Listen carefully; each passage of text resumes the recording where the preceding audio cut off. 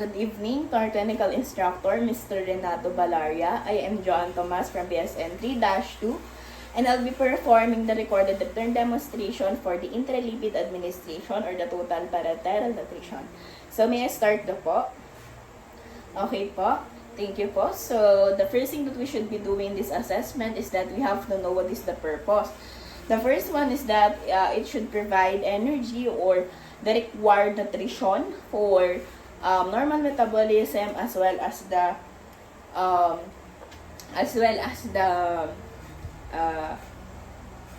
normal metabolism, the tissue maintenance, the repair and energy demand of our body, as well as it surpasses the GI tract for those patients who can take normally oral food intake.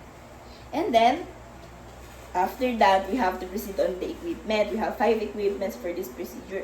We have alcohol, we have sterile gloves, we have improvised hypoallergenic tape, improvised total parenteral bag, and an improvised tubing or administration tubing with the lower lock connections, face mask, and then, of course, we have to proceed on the assessment or procedure itself. You have to assess if there were any presence of creaming or change in consistency that is indicating the separation of fluid of the TPN solution on the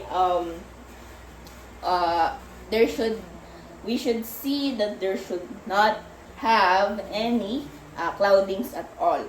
So, assuming that I just check on that. Okay, so after that, we have to assess for the parenteral nutrition assessment or perform that. So, that is to provide a baseline data. So, assuming that I have just done that to the patient. Next is we have to check for the physician's order. So, for the physician's order, because we are checking this, since parenteral therapy is commonly ordered by the physician, and it should be ordered by the parenteral or by the physician. So it says here that our patient is scheduled to have an NGT administration. So after that, we have to explain the procedure to the client. So, good evening po ma'am. Ako po si Joanne Tomas, student nurse po sa Wesleyan University of the Philippines. Magiging nurse niyo po ako from 3 p.m. hanggang 7 p.m. po ng gabi. So, ang gagawin po natin sa inyo ngayon. So, matanong ko lang po kung anong pangalan po ninyo. Ano pong pangalan nila? Rihanna. Ilang taon na po? 7 years old. Birthday po? September 7 birthday. Okay. So, ang gagawin po natin sa inyo is lalagyan po kayo dito ng parang tubo. Dito po sa direct po yun sa ugat natin, sa dugo natin. Para po kahit hindi po kayo makakain sa bunganga nyo, is nare-receive nyo pa rin po yung sapat na nutrisyon na kailangan ng katawan nyo. Okay po? So, after that, we have to obtain the informed consent. So, pirma na nga lang po kayo dito. Dito po.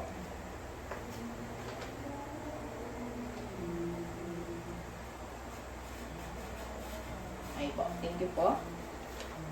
And then, right after that, we have to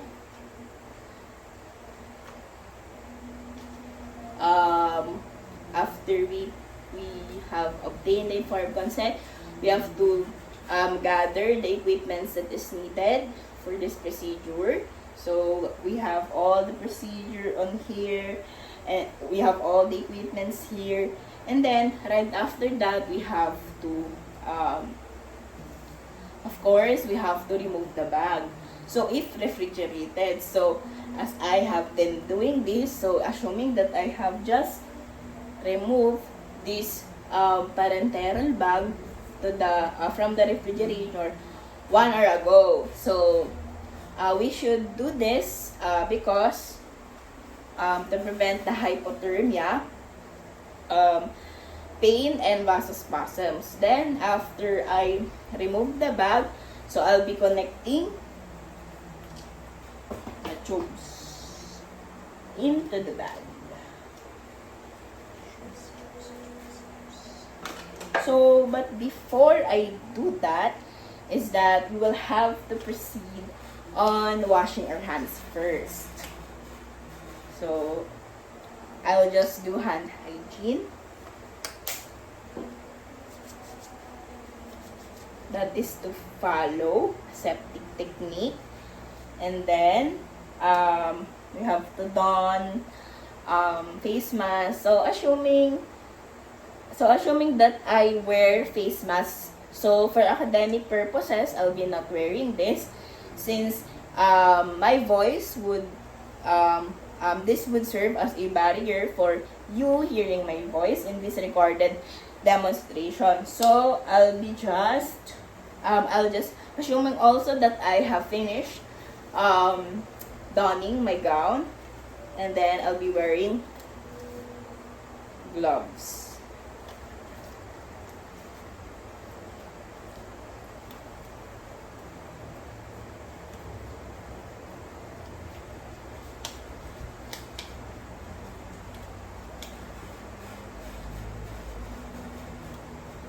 So this is to follow strict aseptic technique and to prevent the spread of microorganisms as well.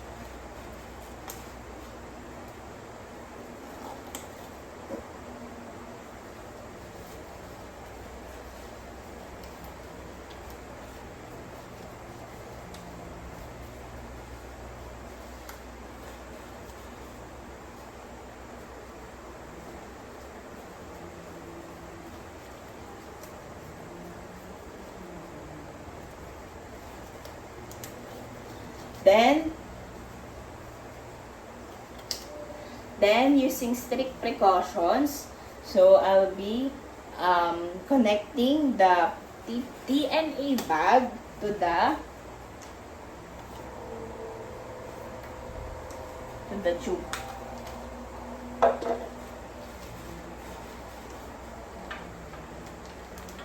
Like this.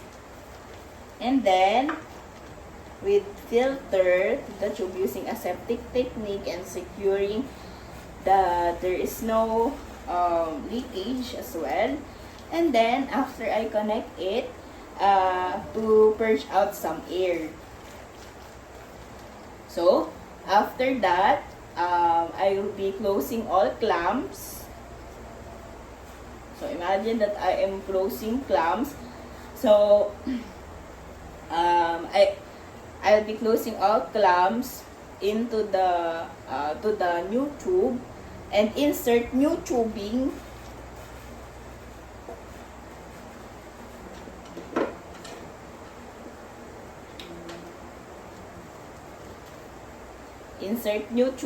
to the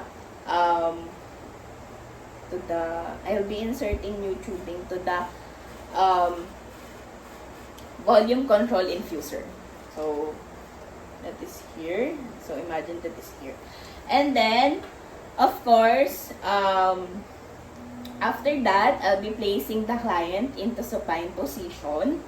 So I'll be a while ago I'll purge out some air, that is to prevent the air embolism. So right now we have to place the client into a supine position because supine position, and we'll have to redirect her neck to the other side. So when we're getting this, we have to turn her head away from the VAD insertion site. So that is to, the rationale for that is to, when the client is in supine position and with her head turning away from the VAD insertion site, that serve as an open angle for the clavicle and the fursa. So ma'am, sa supine position lang po kita. Okay po. Pag sinabi po natin supine position, parang nakahiga lang po tayo. Okay po. Alalayan ko lang po yung leg.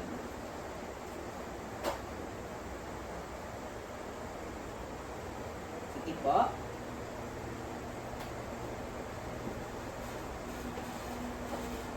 Yan po. And then, right after that, we have to clean the insertion site. So, assuming that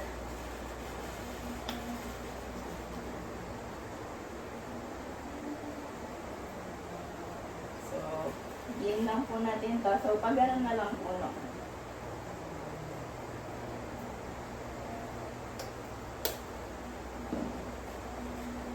So, we have to clean the insertion site with alcohol or povidone iodine. And then, of course, imagine that we have a doctor here, physician here, that have just finished connecting or inserting the VAD on the insertion site of the patient, and then we have to assist the physician in doing so. And then, right after that, after assisting the physician, is that we will have now to proceed on connecting the tubes into the hub. So, imagine that this is a hub. So, we have to connect the tubes on the hub, as well as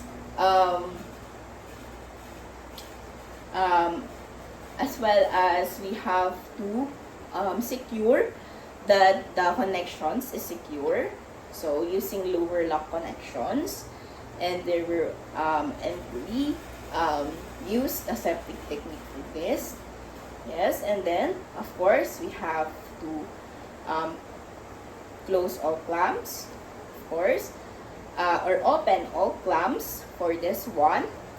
So, to open it, and then we have to open all clamps, and as well as here, and then we have open all clamps, that is for the to regulate flow, and of course on the using the volume control infuser.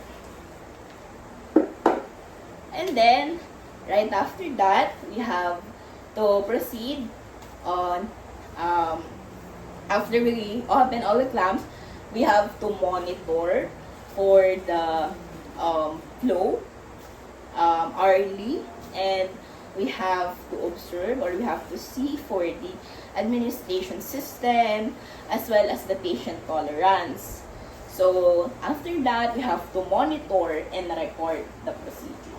I'll just be recording.